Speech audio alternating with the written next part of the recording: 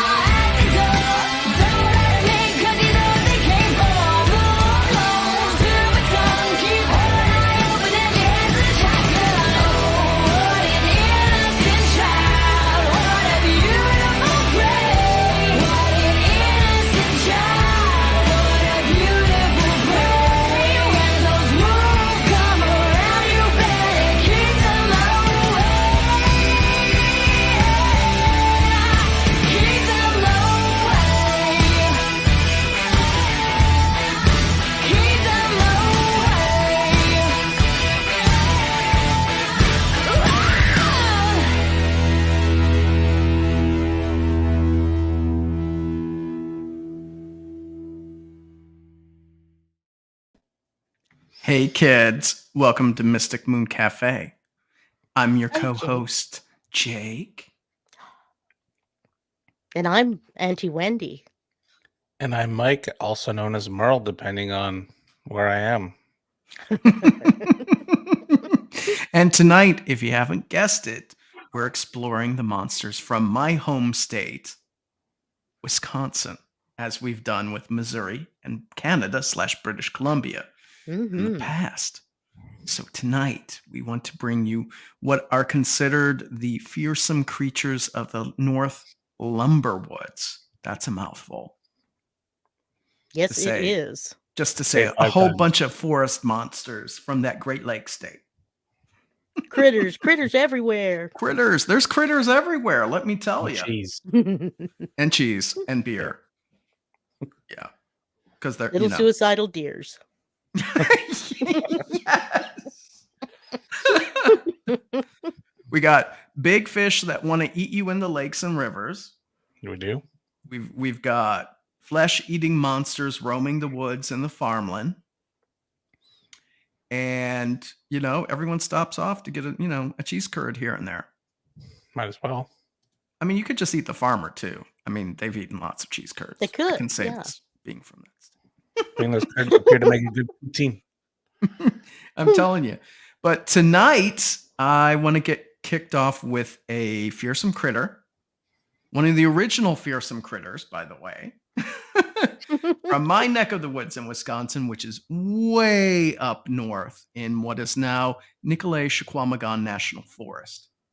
So it's essentially the top third of the state. So once you get north of Green Bay, north of Wausau, a little bit north of Eau Claire, that's where the Lumberwoods really start up. So just to give you some context, way back in the day.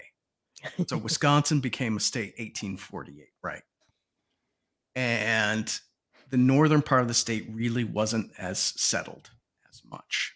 But what happened is because you got that prime old growth forest, the lumberjacks, or as we would say, timbermen, would start going up looking for that very high quality and very pricey white pine.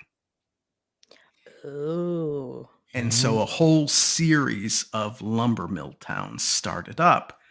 And it was the year 1893 when a gentleman, a timberman, by the way, and his job was to go out and find white pine to cut down. He ran into a critter in these woods. So the other thing, if you don't know about Wisconsin in the northern part, lots of pine trees. The whole place is a freaking bog. It's all a swamp. It's all lakes, streams, mushy, Mushy.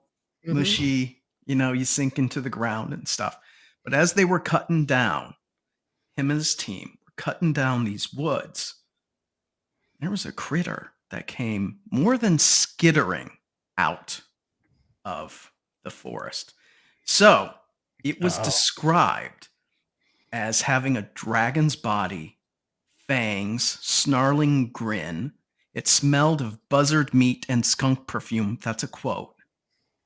And Ooh. it had the brute strength of an ox, the ferocity of a bear, and the cunning of a fox. So it's weaving in between these woods and taking out the men, biting them on the leg, dragging them into the swamps. And they pulled out their guns, right? So they have these huge rifles and large bore squirt guns, which I think is, those water cannon type things you would use. And they were blasting this thing and nothing happened. So what they had to do is they lit dynamite, threw it at that beast and blew it up. And all it did was singe it. It took multiple TNT explosions to take that thing out. And I'll just share my screen real quick so you can have a look at this little critter. Because I got pictures, you know me. Of course you do. And so for this critter, whoops, wrong thing. I'm queuing, people. I'm queuing. We're queuing. Here we have the hodag.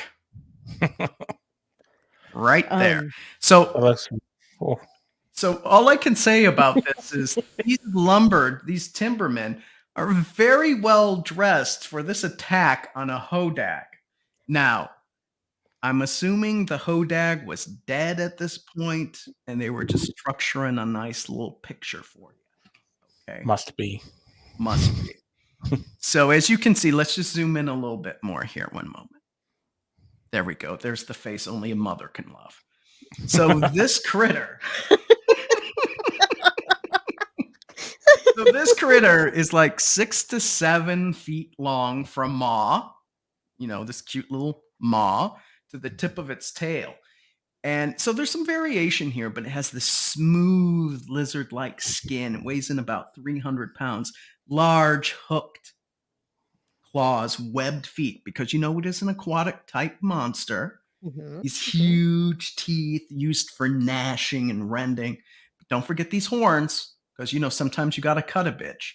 True. And, you got a lot of black bear up there. And the hodag is a creature that is an opportunistic carnivore. So, if you're a deer with a limp, if you're a black bear, because we don't have grizzlies, if you're a black bear that, just waking up from hibernation, it's all good.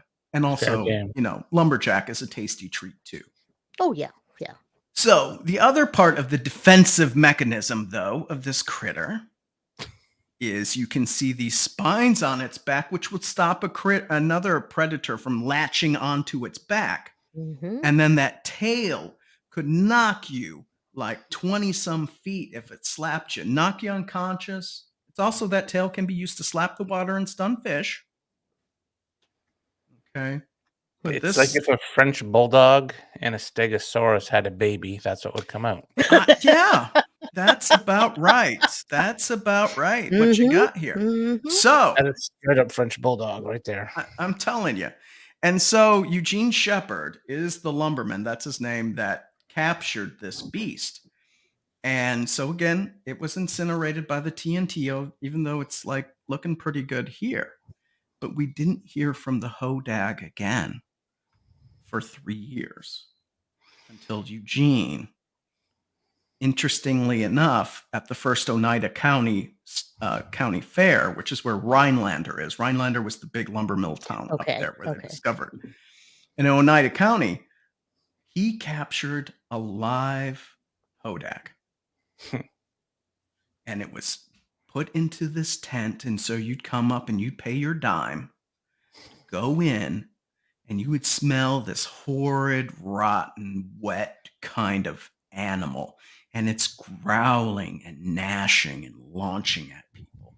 And so you come in quickly and the thing would lurch, pounce at you, and everyone scream and run out. But critter like this coming out of the woods in Wisconsin, and it's now 1896, so this is still like frontier pretty much. Mm-hmm. It piqued the interest, and so it made the local papers, and then they had this little thing like the Telegraph.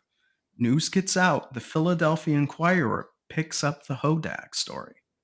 Uh-oh. And like in the Great Lakes, in these lumber towns up north, there's a monster like this because they're discovering new critters all the time as Europeans move into the interior, which is kind of weird to say Europeans because they would be Americans by now. but a lot of the lumberjacks, the timbermen, came from like Germany and Scandinavia, Italy. English wasn't their first language and stuff. So the Philadelphia Inquirer picks up on it, and the Smithsonian anthropologists hear about it. And they are sent to Rhinelander, Wisconsin to check out this new beast. Lo and behold, spoiler alert, Eugene Shepard's not an idiot. He fesses up that the hodag is actually a man-made monstrosity. And in the tent, what would happen is Eugene had two sons. They were manipulating strings and growling and making the sounds. They got pelts from a tannery, draped it over this like critter thing, which just so you know, originally it was smooth skin and all of a sudden it got a beard. I'm just saying. And so he fessed up, but Eugene did it with the best interest, mainly his pocketbook in mind. Because at that time, they pretty much cut down all the white pine in northern Wisconsin.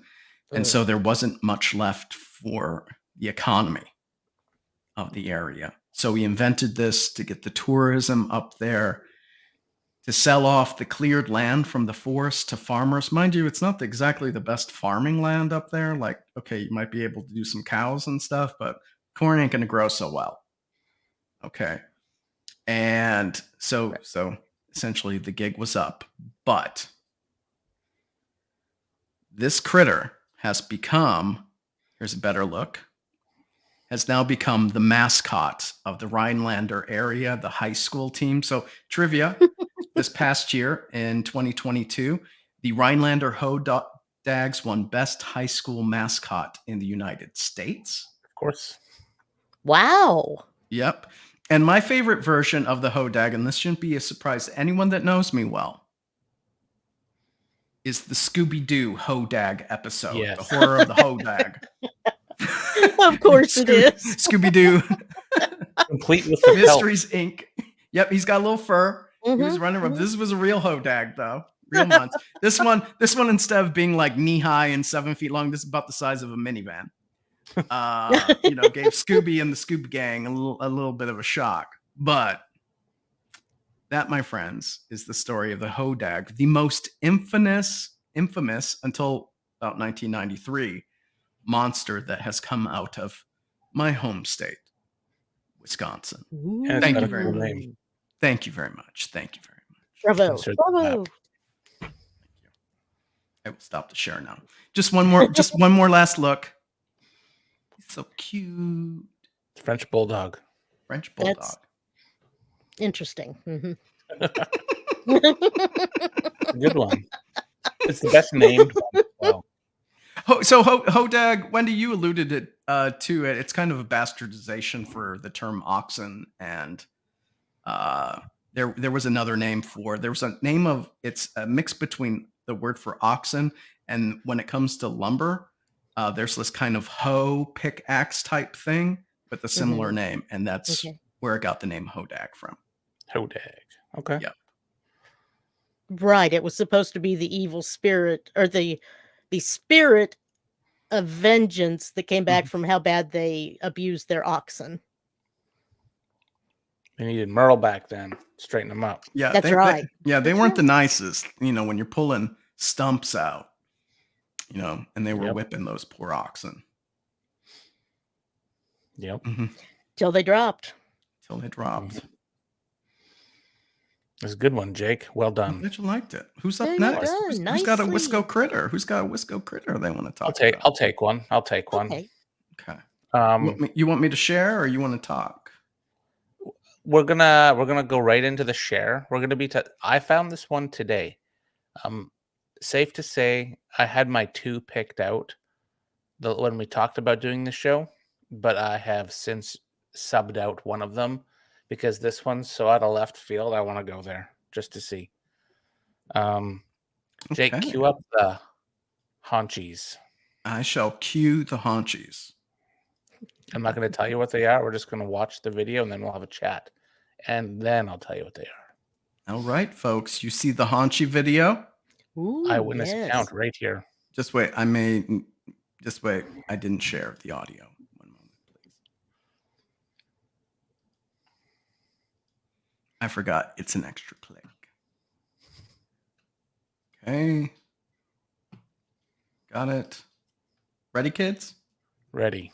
As I Ready. was told, the story of Haunchyville was there's a circus, and the circus shut down, and the carnies had no other place to go, so they set up all the people from the sideshow and the freak show all set up camp near Big Muskego Lake, and because they were shorter people, they built their houses to suit their needs.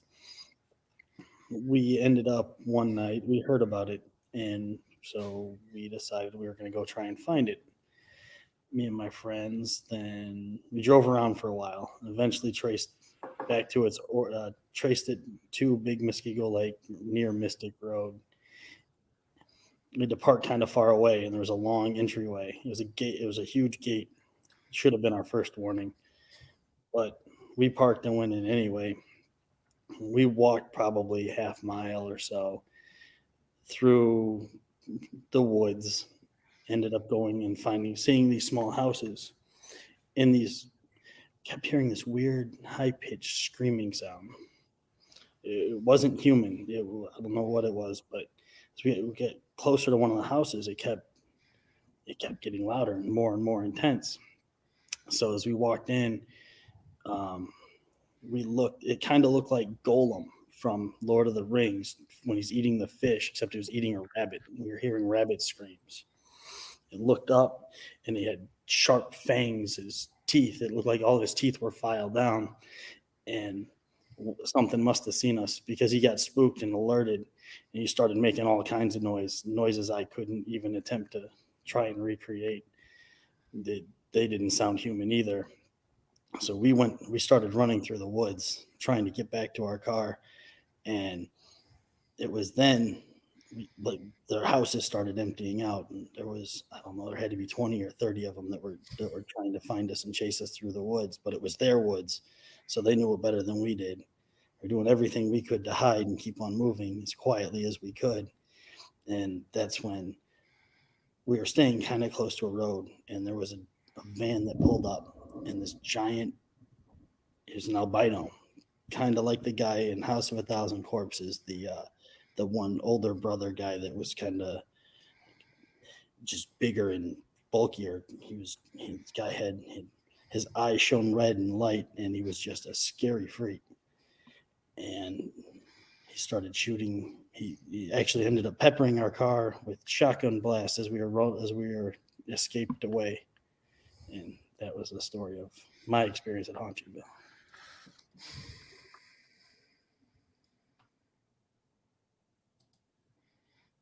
Yeah.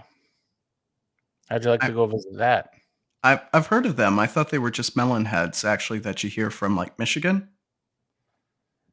Different. So the melon heads, they were the ones from the psychiatric hospitals with all the tests. These ones were allegedly little people from the old circuses back in the old days. And one of the folklores I came up upon was So there's the old man with a shotgun, which that guy touched on, but all of the other people were armed with baseball bats, and it said if they catch you, they cut you off at the knees, so you'll be at their height, and then they absolutely beat you into a bloody pulp. There's been a lot of eyewitness accounts and stories like this, gentlemen, but nobody has ever caught a photograph or a sound or anything of the Haunchies. They say it's as elusive as like Bigfoot or Loch Ness.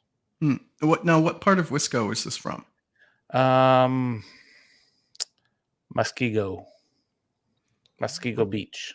Muskego Beach. So I'm assuming that's going to be on Lake Michigan somewhere. But we love the lakes.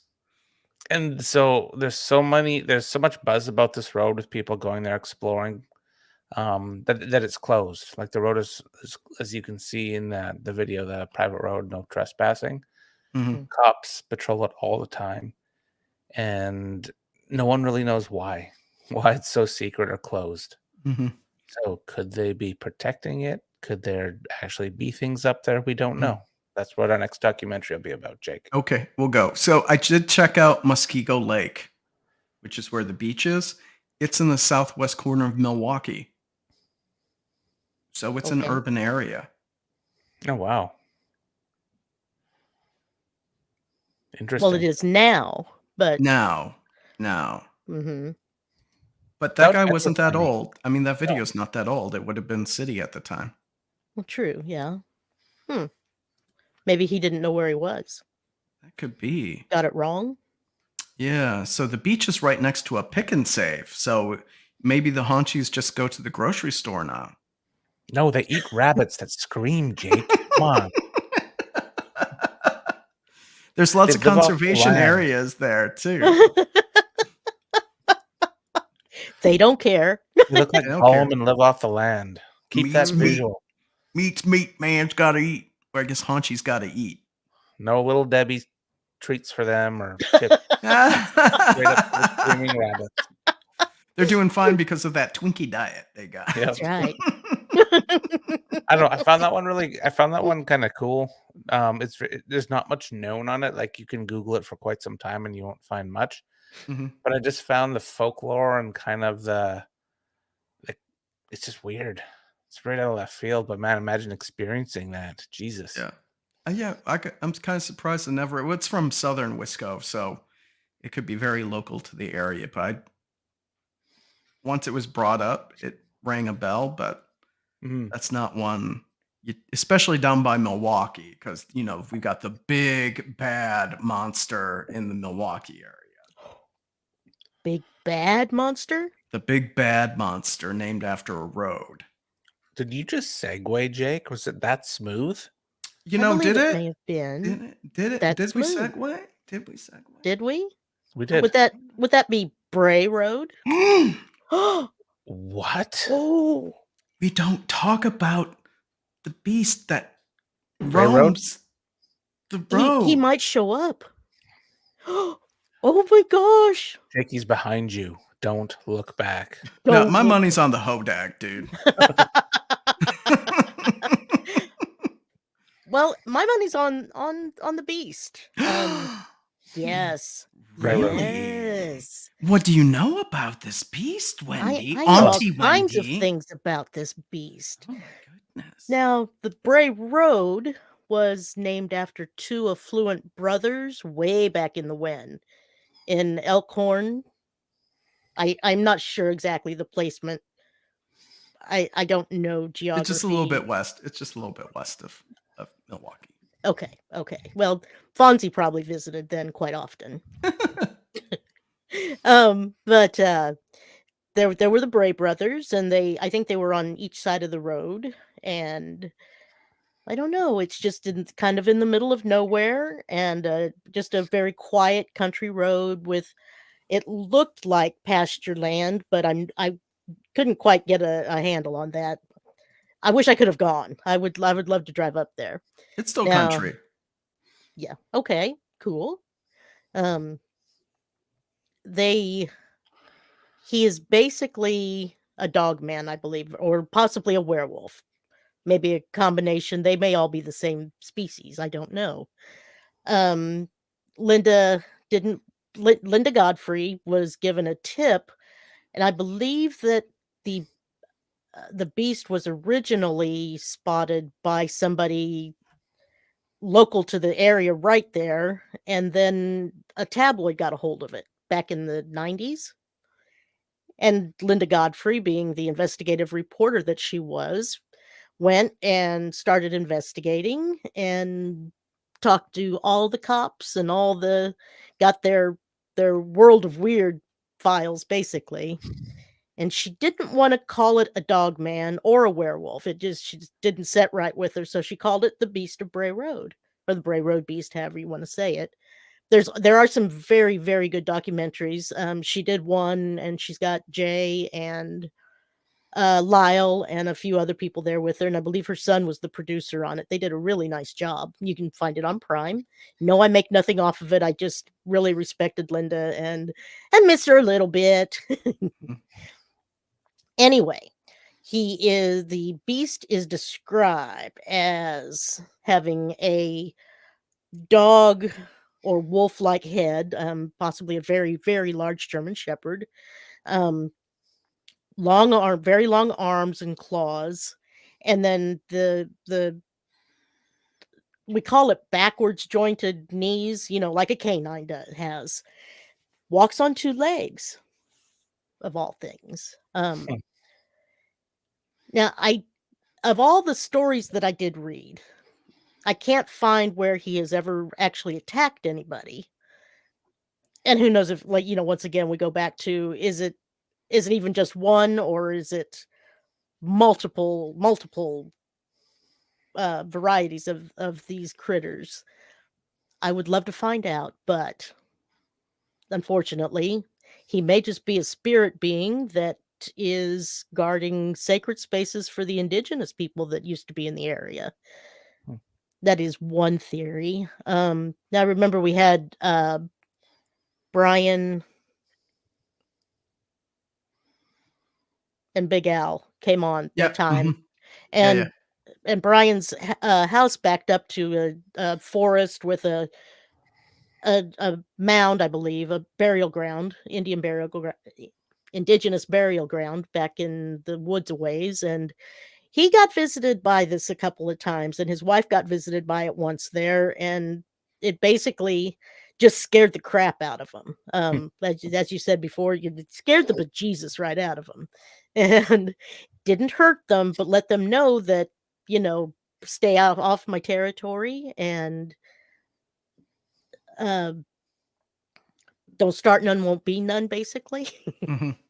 for lack of better words. Like I said, though, I didn't actually find any where there were actual attacks. Now, yes, they scared people very badly, and I'm sure people tripped, fell, hurt themselves trying to get away from it. And you never know about what kind of refreshment beverages they may have been indulging in at the time. So anything is possible, but I don't believe they're as sinister as they're as they're portrayed. Mhm. The sightings, they go way back, and those are just the ones that have been taken down by the police. And so they've been going on as long as people are up there, and they're all across the country. So yeah, I'm thinking it's a dog man werewolf type affair. What kind of a being these are, don't know. Nobody's found any bones. Nobody's, you Mhm. know, yeah. I just don't know. Yeah. It's compelling. I really like it. Mhm. I need some of the puppies. Yeah. I was gonna say, with the Beast of Bray Road, it seems like it just kicked off the whole dogman modern werewolf Yes. legend. Yes, They're yeah. they're pretty much everywhere though. Mhm. With the beast though, it was mainly a carrion eater. It would eat roadkill. Yes. Mhm. Or you've heard about some animal attacks. The TV show Expedition X, I think in the Mhm. fourth season, kicking off the fourth season. I could be wrong. It could be the third season. They investigated it. and they Ooh. had new witness reports. Of course, it all happened in Elkhorn and all in the past couple of years. They did find some fur that they tested, and Oh. it came back timber wolf. Mm-hmm. But it's Wisconsin, and they have wolves in Cool. Wisconsin. Usually not that far south, though. That's, Mhm. Wolves don't like pasture land very much. They like to stick to the woods. Mhm. And not Right. much for Cover. woods down there. They walk on all fours. They walk on all fours. But then again, Mhm. hey, you know what? Wisconsin also has mountain lions / pumas / cougars too, which So does Missouri. Yeah. which is kind of weird to think. Like, Cat, what were you thinking? Like, you need to grow more fur. Well, the glowing red eyes are somewhat disturbing too, from my understanding. Yeah, Absolutely. And I could see in the middle of the night, in the middle of nowhere, and you run across this thing. hmm Holy I wouldn't crap! enjoy it. Mm-hmm. I know. I would get out with a milk bone. Yep. Absolutely. Well, Mhm. unless I had a hamburger or something, because milk bones are kind of bland compared to a hamburger. I mean, I'll just club Merle and we'll drag him out on the road and stuff, and like milk bone or Merle bone. Whatever gets the shot. That's right. Whatever gets the shot. I always get kind of tickled at watching people with their, oh, well, we cast this paw print that we got from the dog man or the beast or whatever, and I'm going, I don't know if y'all can see or not. Mm, This is Augie. Augie's paw. Augie's paw is as big as my hand. Augie's a big dog. Augie was a very, very large dog. And there's no way he could have walked on two legs, on his hind legs. Yeah, that Mhm.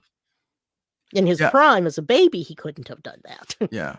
And wolves are even like Malamutes. They're huge. Right, exactly. And But Augie got to 125 pounds, but Oh. yeah, 32 inches at the shoulder. Oh, Big boy. He was a massive shepherd, Yeah. but he was a love bug. Mhm. Yeah, but Okay, I mean, I have to tell you today, I picked up his paw print today, and it's very, very prominent in my head. I apologize. but no worries, no worries.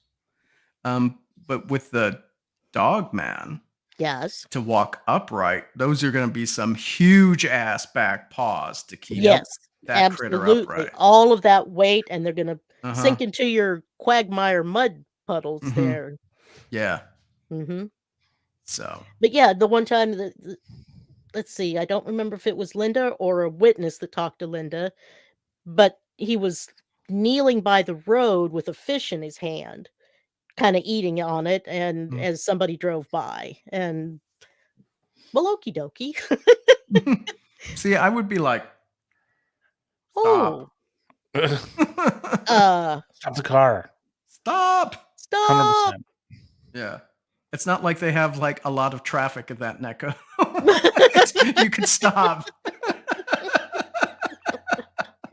Well, that's why, I just go, Yeah. I'm just like, why would you stop? I wouldn't stop. Just like, anyway, it was. Well, you're gonna get the blurry shot. You're not Yeah, gonna get the actual shot. exactly. No redos on that one. Yeah. It's just like all I see is a brown blur and some headlights and a whole lot of black. I'm like, see, it's a dog man. That's right. That's Can't you right. see? I find that Bray Road, I find it so interesting, especially just the people's encounters and just the whole lore around it. What if, right? Right, exactly. It's the what if. Hmm. I would love to get someone native, a Native American up there to talk to us about it and what their beliefs are, but they're the ones who think they're more of a spirit guardian critter type thing than an actual cryptid or something. For anyone's listening, reach out, Mystic Moon Cafe. That's right. That's right. I'll have to do some research into the Pacific Northwest and dogmen because I don't hear about them so much out here. I mean, we are in Bigfoot country. Oh, absolutely, yes.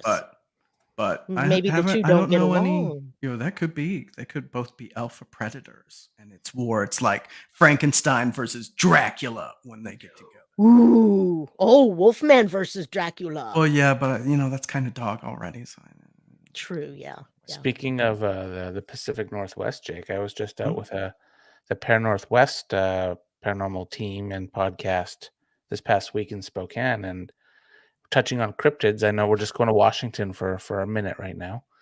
I think I saw my first shapeshifter. Cool. And Jake, Wendy, you know me. I'm very even keel with admitting things like that or even talking about it. Mm-hmm. And we got a footprint. We saw what looked like a horse, but A then horse, like an equine. like an equine. Yep. Okay. Um, then Sweet. this was at nighttime, and this isn't. They brought and showed me one of their spots where they always have encounters with things. And Mm. I was filming the entire time, literally from when we left their house to when we got there. It looks like a found footage film. Jake's gonna love going through it. Cool. And he had his FLIR out, and you could see it on the FLIR. And it was walking really strange. It wasn't walking like a horse. Like I work with horses weekly. I know how they walk. Mm-hmm. And all of a sudden, its ass end kind of got smaller and more lanky, and it was walking kind of side to side in a way. And then what do? We go and it's snowing. It was snowy there. We go track it, and we see horse tracks. I'm like, you can see the horseshoes. No, nothing weird there. But then a couple more later, you see them kind of spaced out differently, and then one of the horse hooves is more like you can start to see it get longer. Mm. And we got the video of it. It was bizarre.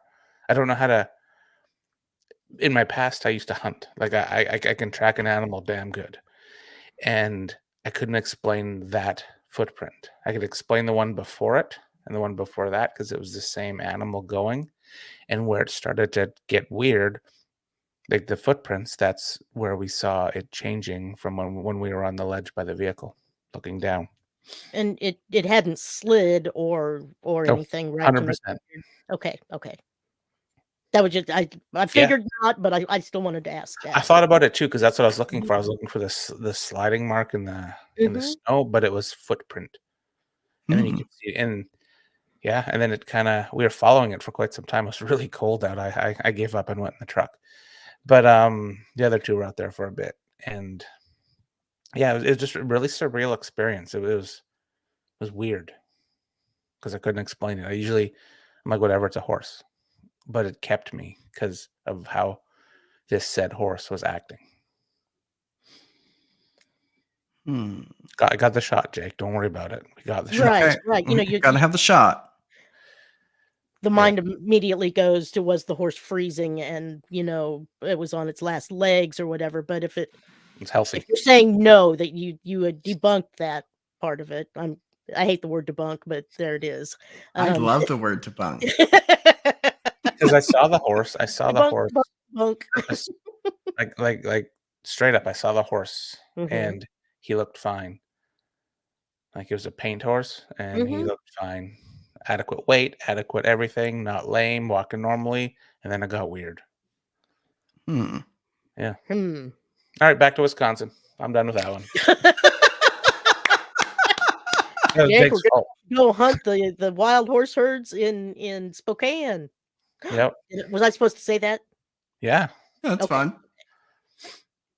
We Yeah. already dropped the next documentary is filmed in Spokane. So Okay. We have a documentary 2 ways coming. yes. Woo! Can't Yeah. wait. All right, on to our next guy. Oh, does it return to me? No, we still have a video for the beast. We do. Do we have a video for the beast? Oh, that was just the opening. Oh, the trailer we played. Okay. Right. Although we could play the trailer for the documentary, The Bray Road Beast, if you want to, but I have to go find it. One sec. okay, that's on YouTube and it should be. Let me see if I can. You want me to find it for you? Oh no, keep talk amongst Okay, yourselves, and okay. I'll just. It's in the event in the discussion. Anyway.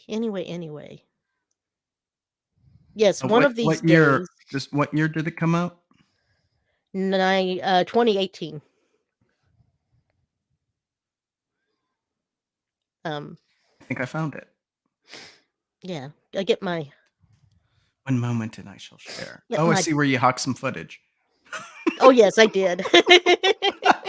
Hey, if you But can sample it, what the hell? Why not? well, I think that's why I didn't get tagged for a copyright That's infringement true. That's either. true. One moment. You know me, I One need to cue moment. you. One moment, Here we please. go. I'm sharing and we're Unos playing. momento, por favor. Well,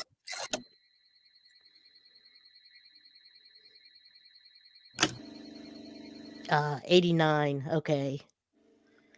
I thought it was 91 for some reason. I believe that the werewolf lore had to have it started somewhere, and every lore or myth has some truth to it. I didn't want to call it the werewolf because right away I didn't believe it was a werewolf. I titled it The Beast of Bray Road and it just stuck. But it doesn't mean, I know now, that there's only one thing out on one road. From my experiences and seeing what I've seen and whatnot, I wouldn't totally rule out some type of occult activity if by chance somebody invoked some type of a occult type beast. I believe it exists. I've seen it. I have evidence. I'm past that. Now I want to know, where is it coming from? Is it really live here? That's my pursuit.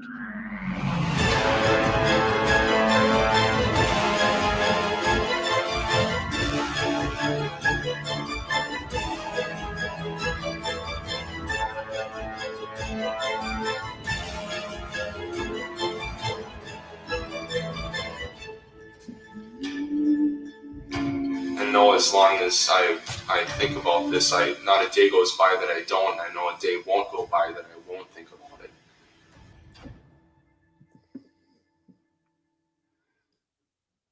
I haven't watched that. I need to watch that. Oh, we can do it on Ghostly Cinema. Ooh, Yeah. yes. It's on Prime. Okay. Sweet.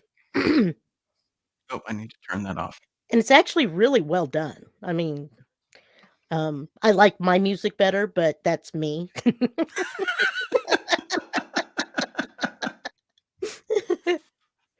um, but anyway, that was about what I knew.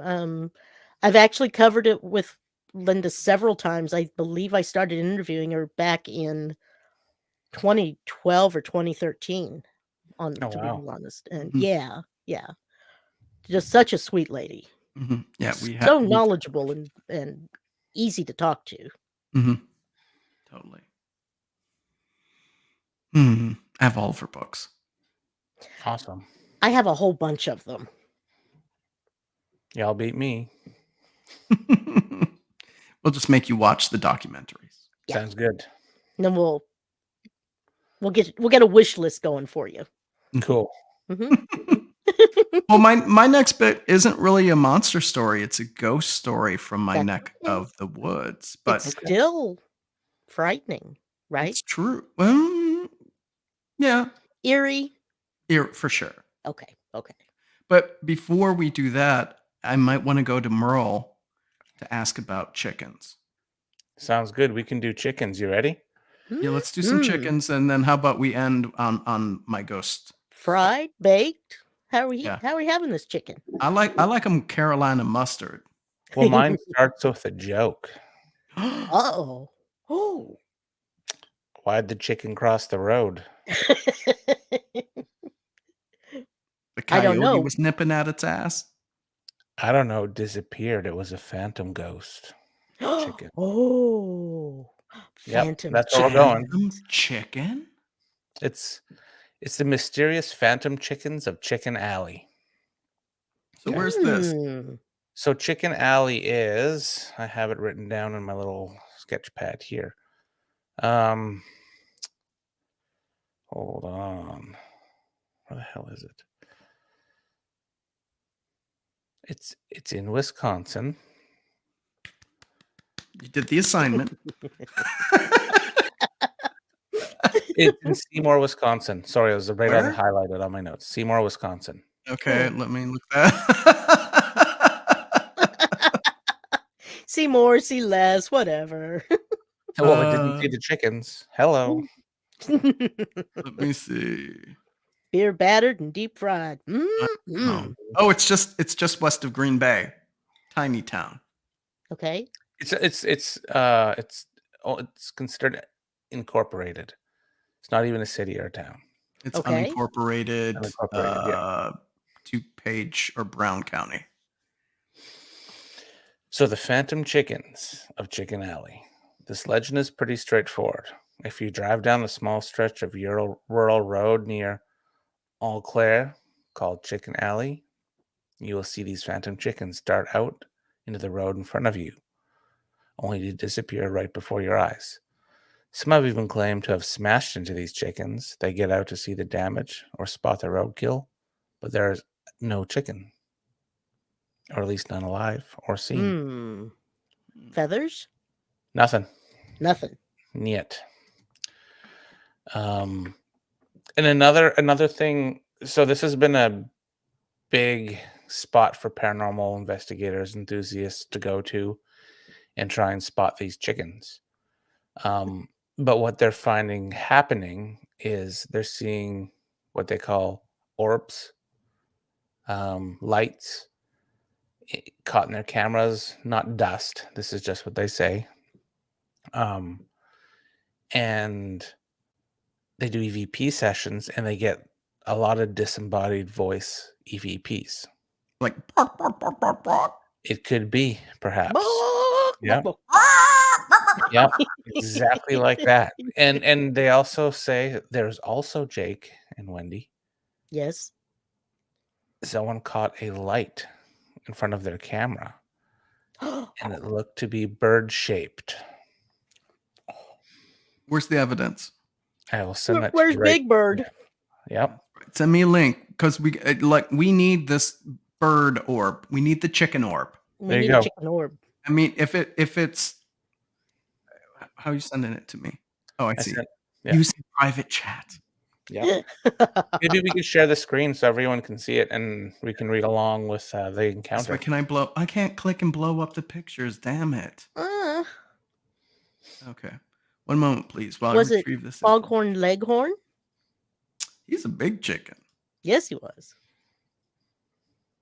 I say, son. I guess I could say appropriately, he was a big dick. Big cock. Big cock, yeah. Big cock. Yeah, big dick chicken, big cock. That's completely appropriate. Politically correct, yes. That is appropriate. He was the cock of the walk. Yep. Here we go. Chicken Alley. Oh, cross street with Shady Road. Yep. Large Oh my orb gosh. right here. Just wait. Let me see if I can zoom in here. Let's do this. Okay. So we have a large orb. Oh, is this it? This That's right your here? phantom chicken. Indeed, across the that road. is definitely looking like a KFC tenderloin. Orb. Look at that. Oh, look at all these orbs. Look at this is like throwing chicken pellets at us. That looks like it needs to clean your lens. Yeah, this one does look like you need to clean your lens. But this could actually be a phantom chicken wing. It very well could be. It could be. Could this be the phantom chicken of Chicken Alley? We don't know. We'll have to go research this. Inquiring minds. It's kind of a neat folklore. It's like a road up here, the Keeping Road, where they see phantom dog on it, and you hit the dog, and it's not there. We were talking about ways to cook them, Maya. I said beer batter and deep fried. So, We use pickle juice. oh, pickle juice. That's good. Just wait. What? Pickle juice. You marinate your chicken breast in pickle juice for 24 to 48 hours. You batter it and fry it. No, I've had some fried chicken where I've slapped like some mayo and pickles on it. Maybe Try a it. little. Okay. A Okay. little tomato. I'll get that pickle juice out. So yeah, that's my story on the phantom chickens. I just found that one really neat, and finding like the little blog there on their evidence that they captured and how they find phantom like voices and EVPs and all that leads me to think that there's a little more going on than just chickens around that road. There could be. Hmm. So that section of Wisconsin, okay, if you want to talk about crazy Wisconsin, like Wisconsin is prone to some crazy, some cannibals, murdering humans. There is this strip between Green Bay and Milwaukee that has Sheboygan and especially Manitowoc. That is cray cray town. Just that part of the state along Lake Michigan. People ain't right. Hmm. People ain't right. Now the middle part, has some cannibals too. The whole state's got cannibals. But Okay. can't hide that Dang. fact. I can't hide the fact that people are eating more than chickens in Wisconsin. Do they? Well, would you use dill or sweet pickle brine for that? Yeah. Dill. Earl? Dill. Okay. I Okay. can see that. Yeah. That's your guys' homework this week, and I want to know how it is. Okay, so I should marinate my neighbor in dill pickle juice. Okay. Yes. For 24 hours minimum, yes. 24 hours. Okay, I will do that. Before or after snapping the neck and actually snuffing them. Yeah. The meat. I don't know how to pronounce. Is it Demia? Demaya. Demaya. I only know am that because I from- met her. Mhm. Okay, I am from northern Wisconsin. I am from Superior, which is as north as it gets. And yes, there's whole sorts of weirdness up there. Sounds We already pretentious. covered the hodag, which is a hoax, but still, I'll Shall count I it as a laugh? critter. I believe she's from there as well. Oh, okay. This is why we're picking on Wisco tonight. But last story of the evening is Yes. actually a ghost story. It's not your Oh. typical ghost story. Ghostess with the mostess. I like tell it. you. So I'll share just to show the picture, so we can chat about it because I only have one picture here. Okay. And we're gonna step back to 1902, and we're gonna talk about the SS Bannockburn, which is the Flying Dutchman of Lake Superior. Oh. So what had happened was it's November 20th, 1902. Oh, when the storms of November come early. Mm-hmm. Mhm. And so generally speaking, if these are really big lake freighters, okay? So you're either putting coal on it or iron, but in this case, the Bannockburn was carrying wheat. And it actually left from Port Arthur, which Merle, we all call what today? Do you know this? No. Thunder Bay. I don't know anything about Ontario. Oh, okay. That's where my brother lives, actually. So this was carrying, I forgot, I think it was like 85,000 bushels of wheat. So it's November 20th. And as it's leaving now Thunder Bay, then Port Arthur, it runs aground. There's all this sediment and stuff that it kind of shifts close to shore. And so they had to take some wheat off, but the Bannockburn was damaged. So the next morning at 9 a.m., they get the ship to float again, put the wheat back on, and it leaves. And it's about noon, and the storm clouds start to build up. So in this neck of the woods on the Great Lakes, storms can come quickly. It wasn't expected to be a stormy day. But earlier in the day, they said this front was coming down from, I think it's called Georgian Bay, which is in Ontario, where, you got it's Nunavut now and Manitoba and Northern Ontario meet. So the weather pattern says the storm is coming down. Wasn't supposed to be anything crazy.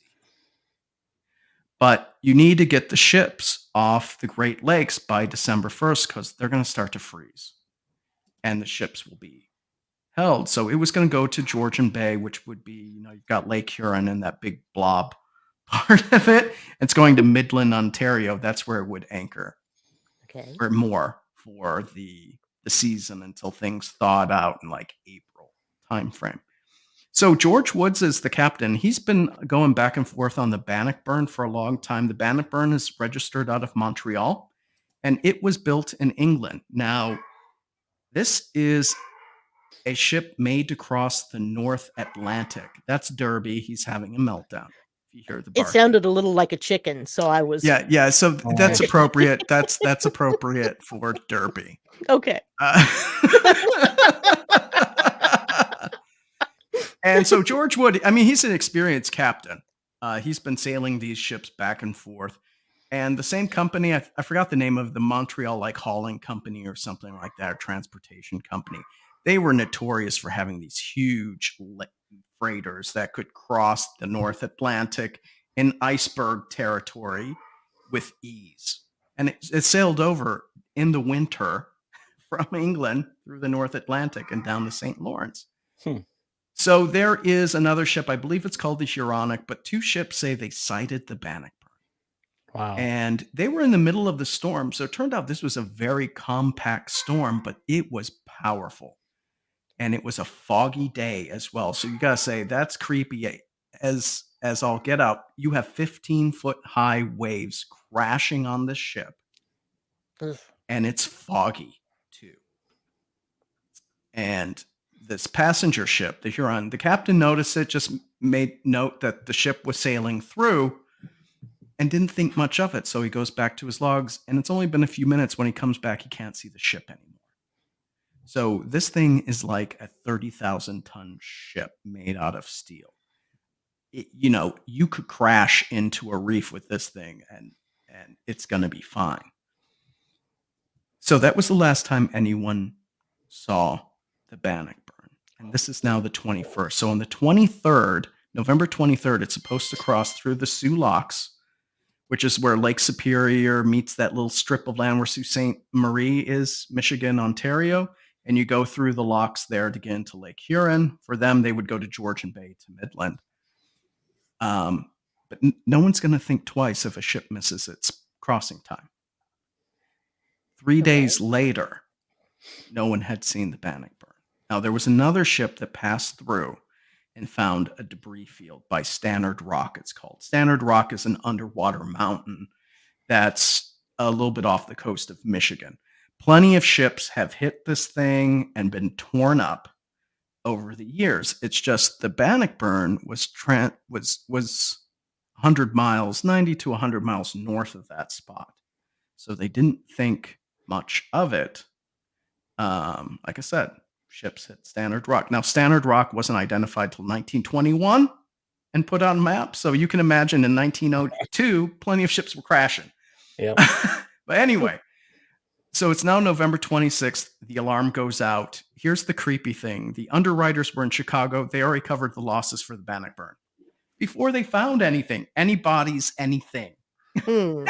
They already said the ship was lost. But Montreal, the hauling company, set out a bunch of tugboats, because what happens is during bad storms and stuff, there's a couple of islands. There's, I believe, Caribou Island. There's Michipicoten Island, or the North Shore of Lake Superior. Ships would just camp out there. Lots of coves, drop the anchor, you'll be fine through the storm. Mm-hmm. And so one company lied and said they saw the ship. And said that it was parked, I think, on Caribou Island, which is in the middle of Lake Superior, getting close to the Sioux Locks. It didn't happen. It was fabricated because they wanted to soothe people's minds, the family's minds.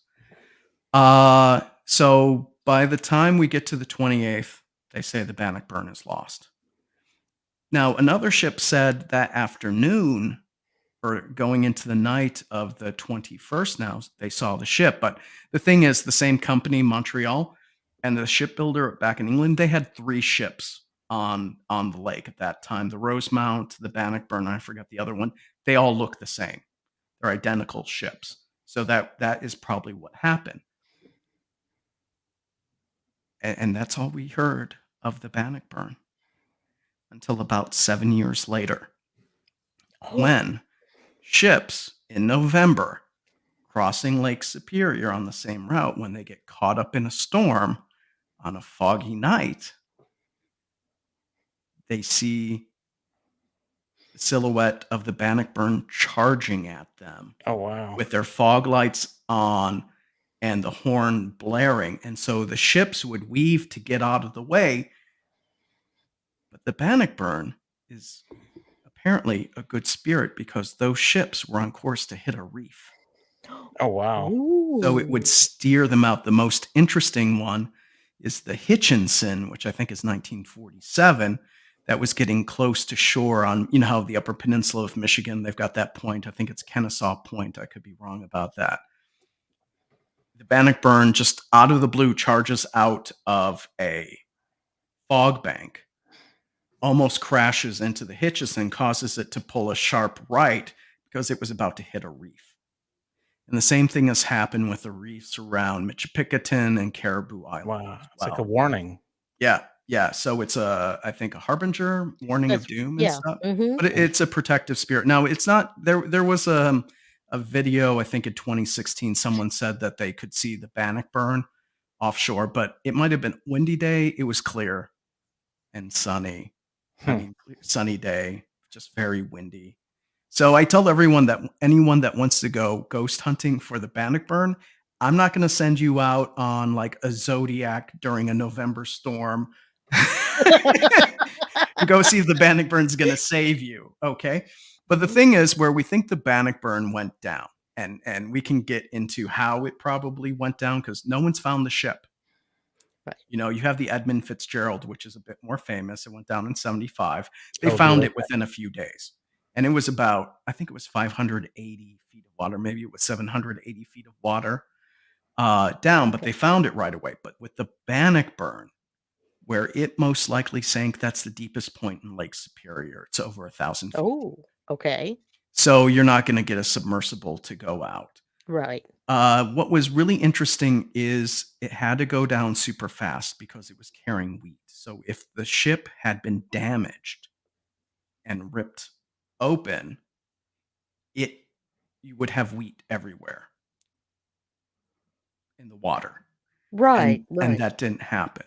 Hmm. So what we believe happened was, it turns out the Bannockburn, on its way to Port Arthur, out of Kingston at the time, ran aground and its rudder was damaged. And then when they drained the Hmm. Sioux Locks in that spring, or for the winter, they found what would be a hull plate that would have fit the Bannockburn. So the ship wasn't in good shape when it was sailing. So you can imagine, in a storm, the rudder wasn't working correctly. They couldn't Mhm. steer.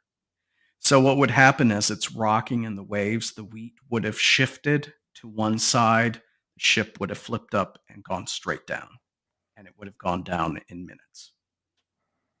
So Hmm. all 22 people never heard from again. They probably went down with the ship. Mhm. There was only 5 real crew on it. Most of them were like contract hires. You just Okay. pick, it's like put coal in the engine, fix the food kind of thing, the chefs and Mhm. stuff. It was like the first captain, navigator, the captain. They were all from Kingston, Ontario.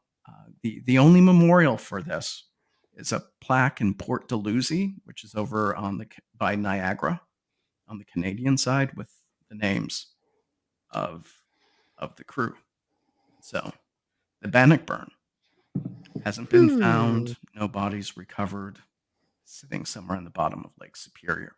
So growing up in Superior, Wisconsin, this would be like the ghost story you hear about all the I time. find ghost ships pretty creepy. It's Mhm. weird. I love them. I love a haunted ship. Absolutely.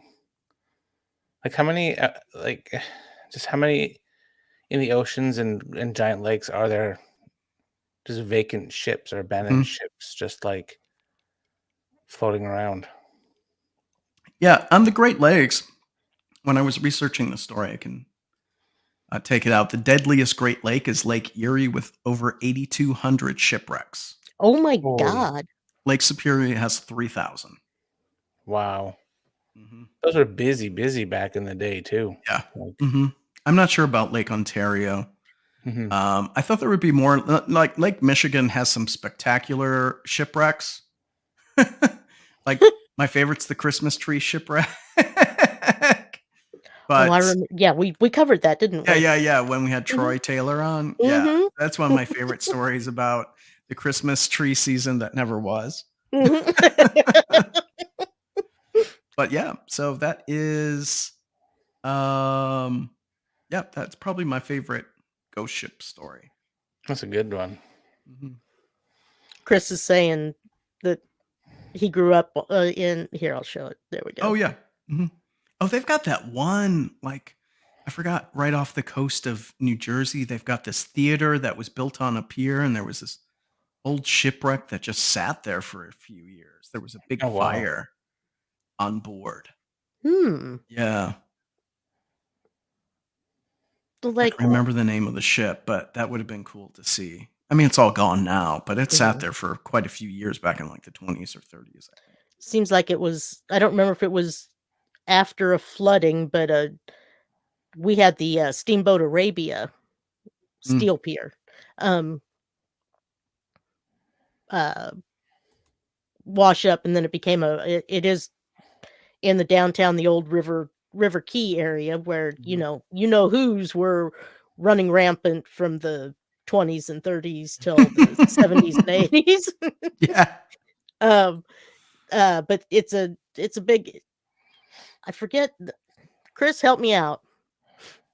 The Steamboat Arabia, it was one of the paddle wheelers from the 1800s, I believe, and it sunk in the Missouri River and Wow. was Mm. recovered. So the Yeah. rivers are full too, apparently. Well, so I didn't bring this up, but the Bannockburn was cursed. It sank twice before this final time. We didn't take the hint. Yeah. So it was built in 1893. The first time it sank was 1897.